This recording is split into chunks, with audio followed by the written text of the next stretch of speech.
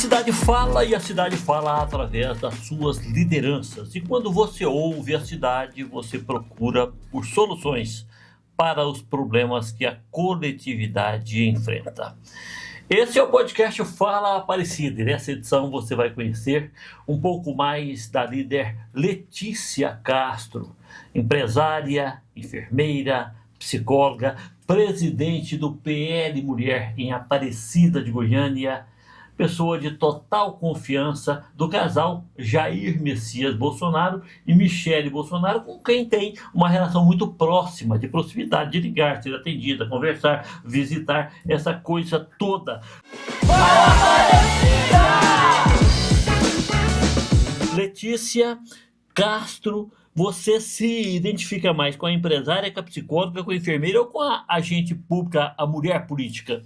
Eu me identifico multiuso, mas a mulher pública é mais identificada comigo. Eu vejo mais essa ação, porque a gente mistura tudo, né? Como é que você entrou nisso? É uma brincadeira, né? Eu entrei nisso, trabalhando dentro de Aparecida na parte de chefe de saúde. Comandei as 42 unidades de saúde dentro de Aparecida e comecei a fazer ações sociais. Então, eu ajudava muitas famílias dentro das unidades de saúde. E me apaixonei por isso. Já trabalho com política há 15 anos, mas sempre por detrás dos bastidores, apoiando outros candidatos e tudo mais. Mas comigo mesma, tá atuando nas políticas públicas, não. E me apaixonei quando eu comecei a ter essa atuação. Quando você foi fazer essa assistência social, o que te levou a fazer essa assistência social? A dificuldade? Eu via muitas dificuldades nas mamãezinhas, nas gestantes. Então, eu fiz uma parceria juntamente com a OVG para a gente levar para essas mães o enxoval. Todo o enxoval para gestante. Então, eu comecei, junto com todas as unidades de saúde, a buscar os dados dessas gestantes e a gente fazer um programa.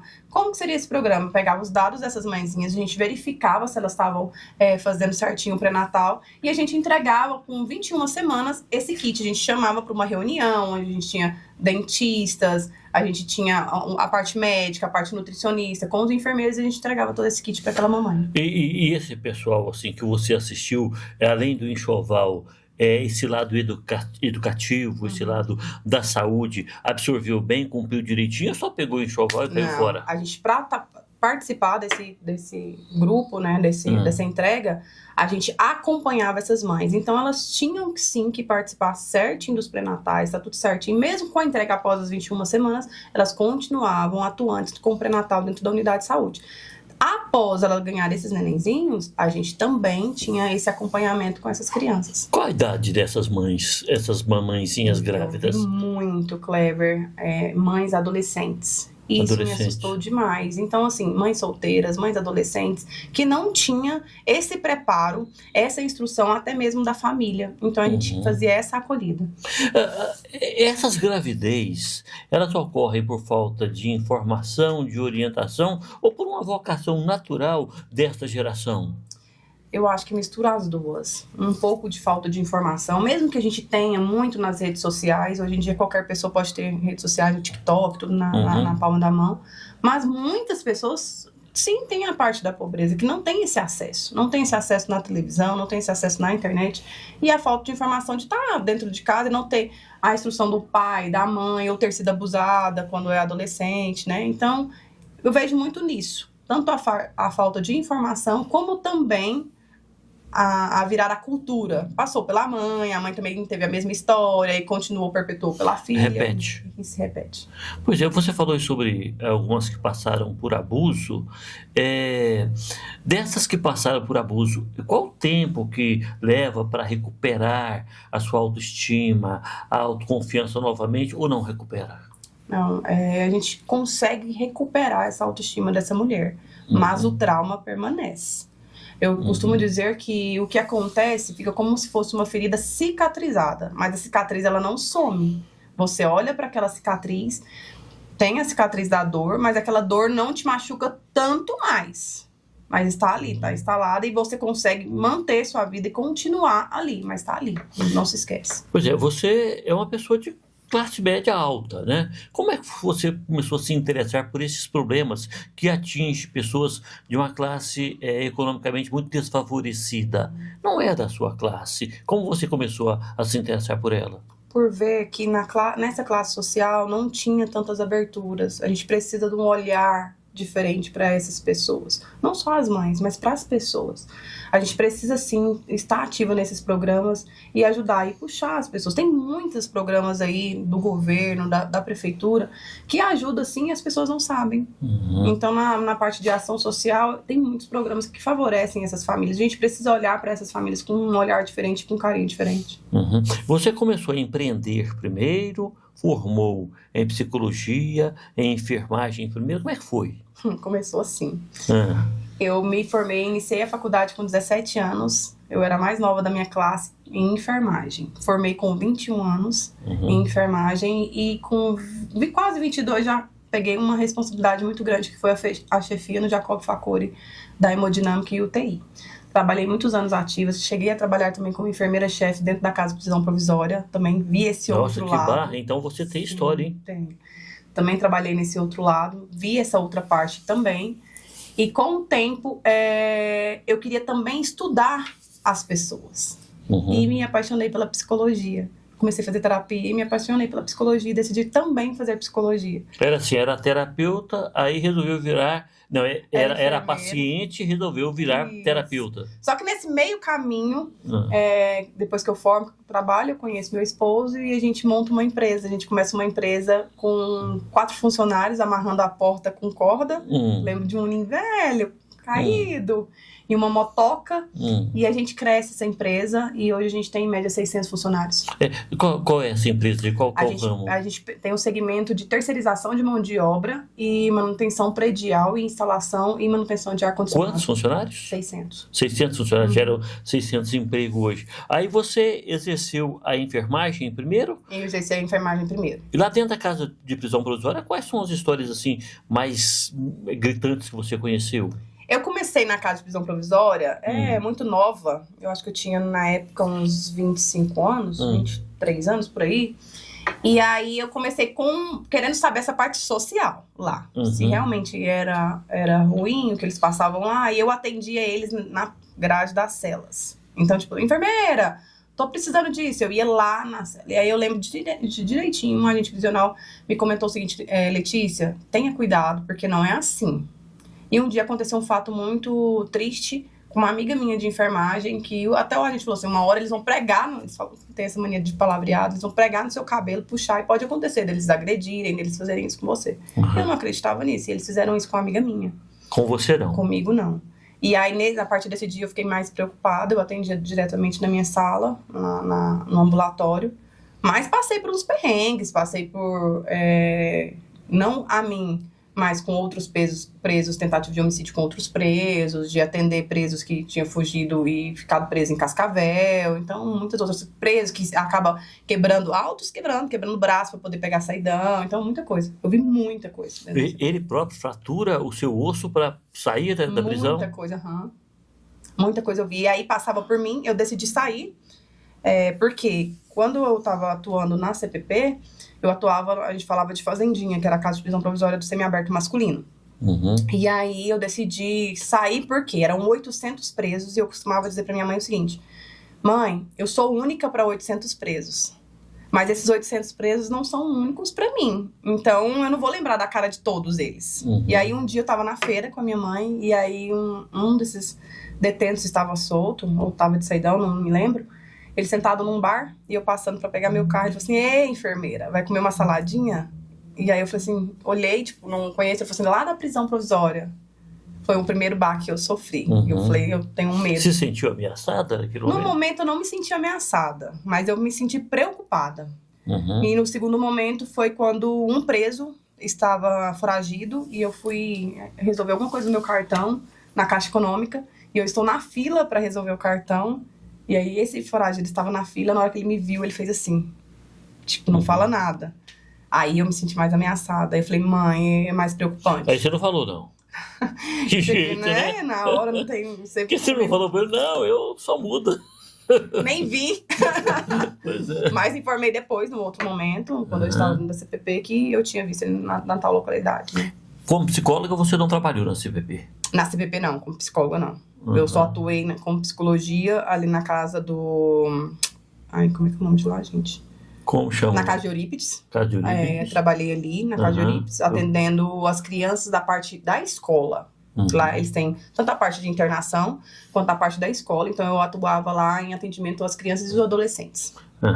Bom, e aí você deixou de exercer essas duas funções em função do empreendimento, de ter se tornado a diretora de empresa ou não? Não, aí eu venho com esse propósito de vir para Aparecida de Goiânia para atuar na chefia das 42 unidades de saúde. E aí eu venho atuando, e aí eu não tinha outra possibilidade a não ser atuar diretamente na Secretaria de Saúde. Aí eu largo a parte da enfermagem. Que foi quando você fez esse projeto com as adolescentes grávidas? Tanto com as adolescentes, eu também tinha um projeto que eu comecei a participar da coordenação dos mutirões de Aparecida de Goiânia, juntamente com o Júlio Lemos. Aí eu também pego essa parte, então a gente faz essa ação também. Tá. Aí, e o PL? O PL foi um presente. O PL, ele iniciou de qual forma? Quando teve a ascensão, o estouro do Bolsonaro da parte da direita, eu sempre fui dessa parte de direita, então era plotado meu carro, o carro do meu esposo, era a bandeira do Brasil, a gente sempre foi muito patriota. E a gente sempre defendeu essa parte. E aí eu recebo o convite para ser presidente do PL, mulher de Aparecida, e eu até fico meio preocupada, não sei se eu vou, e aí eu converso com o pessoal em Brasília também, peço opiniões, converso com o professor Alcides, que me agraciou com essa presidência, e aí eu decido aceitar o convite. E aí, e a amizade com a Michelle, que ficou assim tão próxima, como foi? Quando a gente fala Michelle, a Michelle Bolsonaro. Costumo chamar ela de Dona Michelle.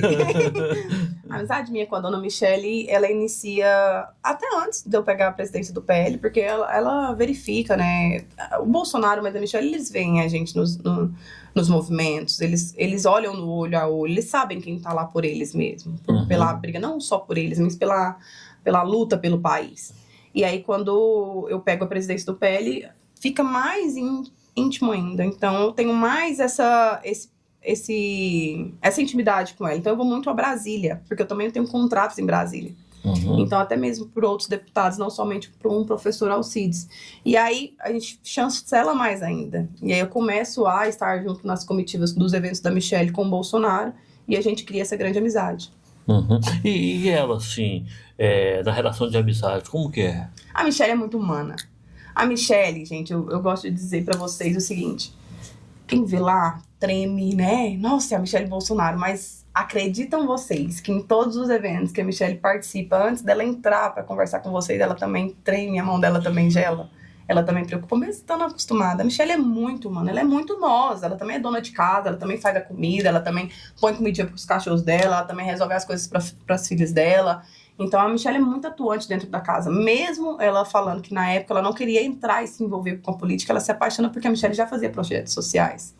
Então a Michelle, quem sabe por detrás dos bastidores, vê o quanto ela é humana, o quanto ela é mulher mesmo, sabe? De família. E o Bolsonaro, ele é doidão daquele jeito mesmo? Fala o que vem na cabeça, fala palavrões, como é que é ele assim mais próximo? Bolsonaro é aquela pessoa. Ele não muda nem um ponto e nem uma vírgula. O que vocês veem de Bolsonaro nas ruas é o que ele é na casa dele, é o que ele é no trabalho dele, é o que ele é nas visitas políticas, literalmente. Bolsonaro, ele é de falar o que ele pensa mesmo, ele é de expor o que ele acha. Bolsonaro é aquilo ali mesmo. E você é uma direitista convicta? Convicta. Dos valores familiares, sim, dos princípios contra o cristãos, aborto. Contra o aborto, contra a maconha, literalmente.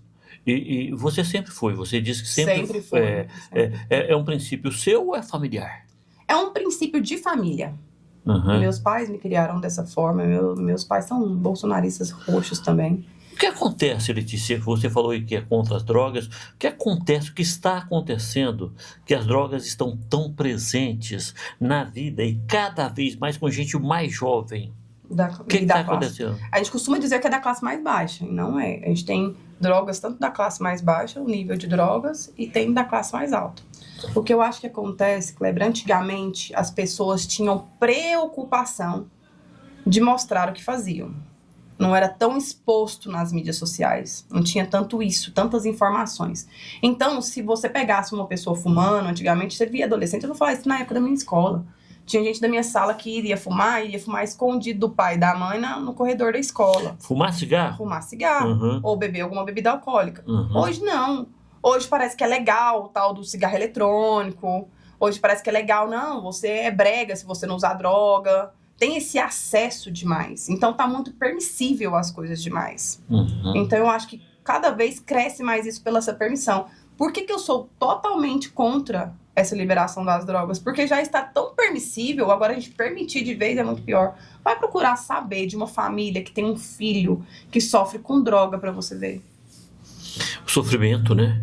O sofrimento, ele é muito da grande, mãe, né? de toda a família, da mãe, do pai, dos irmãos. E você falou, a droga ela tem assim para todas as classes sociais. Ela tem a cola, o esmalte, o crack, aquelas misturas que eles fazem com comprimidos, remédios, pasta de dente, aquela coisa toda, né? Até a cocaína, LSD, são o que não dá conta de comprar cocaína e LSD, vai para essas drogas mais baratas, tudo mata da mesma forma, anemia, do mesmo jeito. Eu gosto de falar sobre isso, Kleber, porque a gente sempre fala assim, na hora que a gente pensa na palavra droga, a gente pensa a classe mais pobre, é a classe que não tem, o tal do menos favorecido, a gente costuma dizer isso, né? Não é, gente. Se vocês verem na classe média alta, o que é em relação às drogas, a cocaína, LSD, o êxtase, é muito grande. Você falou uma coisa, e eu fiquei com uma pergunta na cabeça, né? Você falou sobre ter trabalhado no sistema prisional, convivido lá dentro. Não é segredo para ninguém que a droga é algo incontrolável dentro do sistema prisional brasileiro. Você falou aí sobre a sua preocupação com as drogas. E aí a gente tem no Brasil hoje um foco... não está mais só nas grandes cidades. Cidade de médio porte para cima tem, que são as tais cracolândias, né? Ali tem bandidos ou tem doentes? Eu acho que tem mais doentes. Mais doentes. A pessoa que fornece essa droga, muitas pessoas acham que ele é usuário. Mas ele está ali também. Ele está vendendo. Pois é. Ele fomenta o negócio. Ele também está atuando. Mas isso não é doente, isso é bandido. Isso é o bandido. Então lá tem doente, mas tem bandido também. Tem os dois, né? As duas classes. Tem as duas classes. Tem as duas classes. Como é que vai acabar com isso, Letícia? Eu vou falar. Não liberando as drogas, porque agora eu vou fazer mostrar um estudo nas minhas redes sociais sobre a quantidade de gramas que foi liberado da maconha. Para vocês terem noção o que essa liberação vai fazer com o nosso país. Eles liberaram, se eu não me engano, 40 gramas. Sim.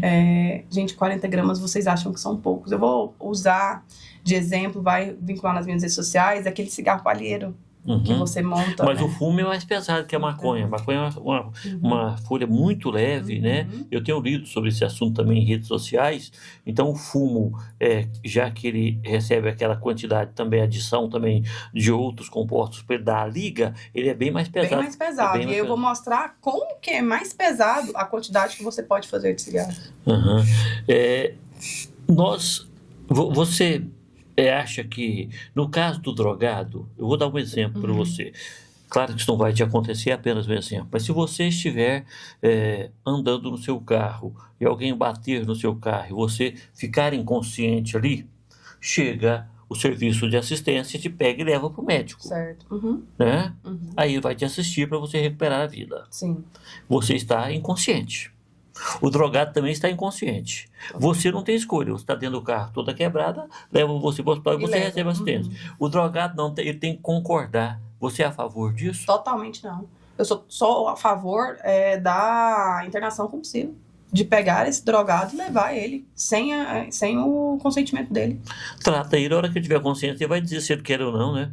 De continuar. Mas até ele está inconsciente, né? Eu acho que mesmo na época da consciência, porque eles têm os níveis, né? Da consciência e volta. Não é uma linha tênue, é um sobe e desce. Mesmo na consciência, eu acho que ele ainda precisa continuar os tratamentos. A gente via muito isso também na Casa de Eurípides. Mesmo não estava atuando lá com a parte dos reabilitados, a gente via que ficava ali uma semana não trata um dependente químico. Não, 60 dias nem não trata. Desintoxica. 60 dias não trata um dependente químico.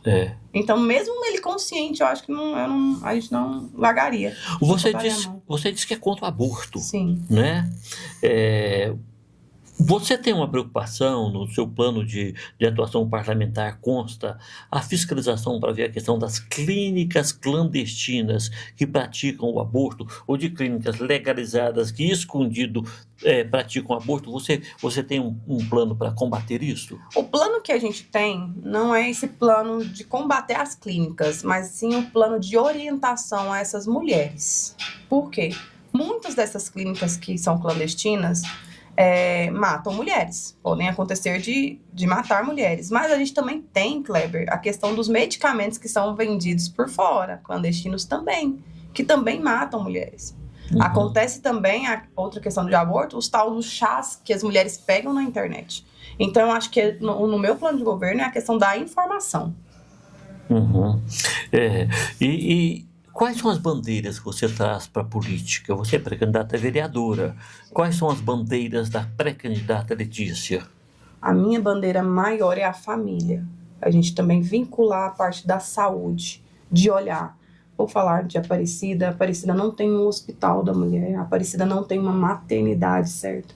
Fizeram agora um puxadinho dentro do Hospital Garavela, que não é uma maternidade. A gente sabe disso, tem vários problemas lá.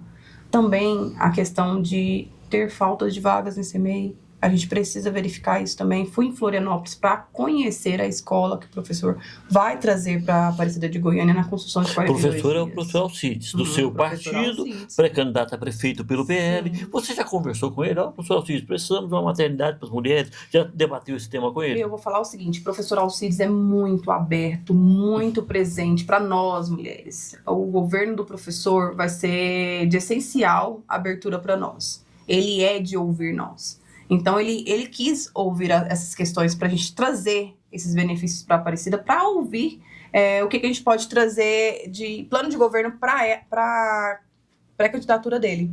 Então, ele falou sobre a questão do CMEI, ele vê a questão das escolas, da parte humanitária, ele vê a questão da saúde, que ele está trazendo no projeto dele de governo para a área da saúde funcionar das 6 horas da manhã até as 20 horas. Da mesma forma, um CMEI, uma escola.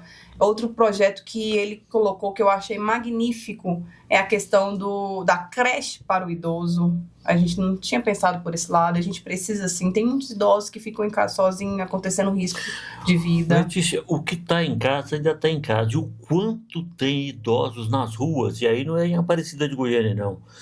Nas grandes cidades brasileiras, parece que os idosos se tornaram invisíveis, as pessoas fingem que não vê. Eles estão ali nas ruas dormindo em pedaços de cobertor, resto de papelão, pedindo esmola. São abandonados. O que a gente vê na televisão é filho abandonando o pai, que não tem como se alimentar, não tem como se cuidar. Porque chegou no final da vida do pai, ele precisa de trocar fralda, ele precisa de ajuda na alimentação e o filho abandona. Eu já vi esses dias um vídeo de um filho que pega o próprio pai, deixa largado na porta da casa do irmão e vai embora. É muito duro muito isso, triste. né? É muito triste tudo triste. isso, né? E aí ter uma creche, ter Eu achei sensacional essa ideia do professor da creche do idoso. Muito sensacional. Não só da escola, mas essa parte também. Outra parte que a gente colocou muito para o professor é esse hospital da mulher que a gente não tem em Aparecida de Goiânia, essa visão. A parte dos atendimentos especializados, que eu costumo dizer na área da saúde que não é especializado. Qual que é a parte, Letícia? A parte do atendimento pediátrico e a parte do atendimento ginecológico. Para mim, tem que estar na unidade de saúde como atendimento básico. Atendimento especializado vai para um neuropediatra, vai para um obstetra. Mas dentro da unidade de saúde tem que ter, sim, um pediatra e o ginecologista. Como também, eu coloquei isso muito com ele, e ele nos deu muita abertura à parte da psicologia, tanto nas UBS quanto nas escolas. Porque a psicologia na escola ela é fundamental, né? Porque a criança com algum tipo de problema psíquico, emocional, dificilmente ela vai ter um bom aproveitamento na sala de aula, né? E o que a gente tem agora visto é a doença do século, né? A parte do emocional das pessoas. A ansiedade, a depressão, então a gente tem que cuidar disso. E essa doença, ela é silenciosa. E não tem idade, né? E não tem idade. Você pega, às vezes, uma criancinha de 3, 4 anos, tá roendo unha, assim, até o sabugo da unha. Automutilando. Tudo isso a gente tem visto com muita frequência esse tipo de situação. E você está em Aparecida há quanto tempo? em Aparecida trabalhando com a parte da saúde 2 anos e pouco, mas já atuo em Aparecida com os meus contratos há quase 7 anos. Há quase 7 anos. Então, como empresária, você chegou aqui há quase 7 anos. Quase 7 anos. Né? E como agente pública... 2 anos. Há 2 anos. Na verdade, 2 anos atuando lá, mas 1 ano e pouco atuando aqui. Então, vai para os 4 anos também. Uhum. Essa questão de ser várias cidades dentro de um mesmo município, né? Você pega, por exemplo, Madre Germana em relação ali a Vila Souza, é uma distância imensa. Jardim dos Ipês, onde você já está quase dentro de Araguaiânia. Uhum. O mais longe ainda, mais distante ainda, né? Tem esses vãos urbanos. Como é que vai fazer para integrar isso tudo numa cidade só, Letícia? Por isso que eu falo que tem que ter uma visão mais ampla. Quando eu digo assim, eu vou deixar uma história aqui meio triste, que eu vejo na Secretaria de Saúde. Uhum. Vocês sabiam que dentro da Secretaria de Saúde a gente tem 42 UBS. Só que a gente costuma dividir em áreas. Área 1 até a área 4. Então a gente divide em 4. A gente tem psicólogos apenas 4. Como é que um psicólogo vai atender 10 UBS? É impossível. É impossível. Aí aquela pessoa que sai lá dos jardins, dos IPs, e vai para a UBS Madre Germana, chega lá e fala, não, você não é atendido aqui, você tem que ser atendido lá na UBS Jardim dos IPs. Mas lá na UBS Jardim dos IPs não tem atendimento odontológico. Uhum. Aí ela não consegue o atendimento. Lá na UBS Jardim dos IPs não tem atendimento pediátrico. Aí, gente, eu quero que vocês saibam da realidade. Essa pessoa, essa mãezinha, não tem dinheiro para pagar um vale transporte. Um vale transporte R$4,80 que tá? Não sei. Eu creio que deve estar R$4,80 para poder ir na unidade do Madre Germana. Eu vi saindo uma vez, eu até ofereci carona no próprio carro da Secretaria de Saúde. Pessoas indo a pé do Jardim dos Ipês até o Madre Germana. Porque não Doente? tem. Com problema de saúde? Não tem, com filhinho com febre no braço, porque não tem dinheiro. Aí chega lá na unidade de saúde, não consegue atendimento, vai voltar a pé de volta. Ou seja, é muito triste. Além de ter a dor de conviver com a doença do filho, ainda tem a tortura de caminhar aquela distância toda e voltar para casa sem a assistência, né? Aqui em Aparecida, Letícia, tem uma questão que tem sido muito debatida, a questão da geração de vaga de empregos. As empresas vêm, geram as vagas de emprego. Mas acontece que a mão de obra acaba sendo importada. Gera o emprego aqui, mas o desemprego continua na cidade. Você sabe por quê? O que acontece? Eu vou falar pelas nossas empresas. Uhum. A gente tem muita vaga de emprego dentro de Aparecida, mas o que a gente não tem em Aparecida é classificação de mão de obra. Essa pessoa não tem qualificação de mão de obra. Qual a solução para isso? Qualificar. O professor também está com um projeto, o professor Alcides também está com um projeto que é qualificar, se eu não me engano, qualifica o nome desse projeto, que é para dar capacidade para essas pessoas, para poder ter, sim, a possibilidade de conseguir um emprego bacana. Uhum. Como você conheceu o professor Alcides? O professor Alcides eu comecei a fazer psicologia aqui na faculdade do professor. Na Unifam? Na Unifam. Uhum. E meu esposo também é formado pela faculdade Unifam, não formei na Unifam, mas ele formou também na Unifam. E ele me falava com os olhos brilhando sobre o professor, um grande empresário. E uma das pautas do TCC do meu esposo foi sobre o plano empresarial e sobre as empresas na época que era do professor. Então, ele estudou muito na época sobre o professor. E quando eu venho... a rede de Bazar Professor Alcides. Bazar, era na época... panificadoras, tinha muita coisa. As panificadoras ele fechou. Sim. Agora ele tem a rede de lojas de departamento, Bazar Professor Alcides. Foi a primeira loja de departamento de Aparecida de Goiânia. Antes de chegar no shopping. Dentro de Aparecida. E aí você o conheceu através da escola? E aí grudou? Grudei no professor. E aí conheci também o pessoal que trabalhava junto com o professor, mas eu fui trabalhar na Secretaria de Saúde. E quando eu saí da Secretaria de Saúde, em conversa pessoal com o professor, ele me faz o convite para vir compor. E mulher vota em mulher, Letícia? Porque o eleitorado feminino é maior, a representatividade feminina é maior, pequenininha. Aí que pega, né? Mulheres têm a cultura de não votar em mulher. É isso um absurdo isso, eu né? acho um absurdo. Mas, o que eu tenho conversado com as outras pré-candidatas, porque eu sou presidente de um partido, mesmo que eu seja pré-candidata, eu tenho dado abertura para todas as mulheres aqui dentro do escritório, aqui dentro do governo do professor Alcides. Então, a gente dá essa abertura e conversa com todas elas. E o que eu tenho mais falado para elas é o seguinte: a gente não tem concorrentes, a gente tem aliadas. Então, a gente precisa, sim, abrir espaço para essas mulheres. Você sabe por que eu acho que mulher não vota mulher? Porque muitas vezes a mulher, ela quer ser ouvida e ser amparada. E nós, mulheres, temos uma mania de quê? De falar demais.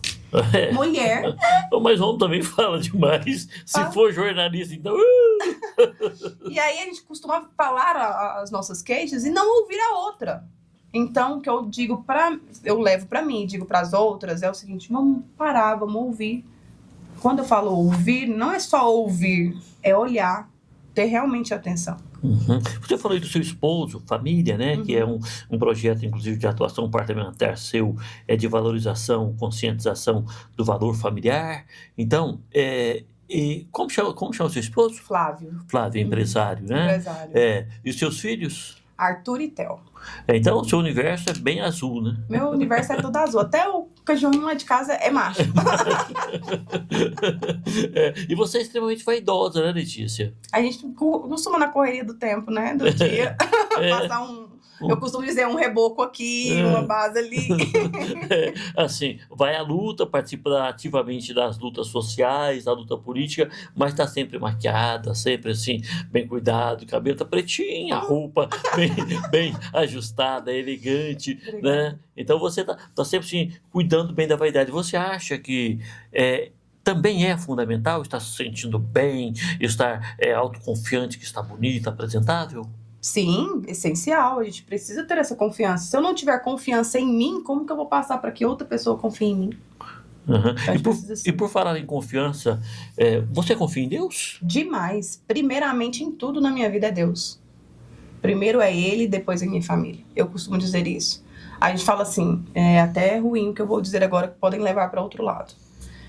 Primeiro é Deus, depois meus filhos, primeiro Deus, porque eu tenho que ter discernimento para cuidar dos meus filhos e minha família. Então, primeiro de tudo é Deus.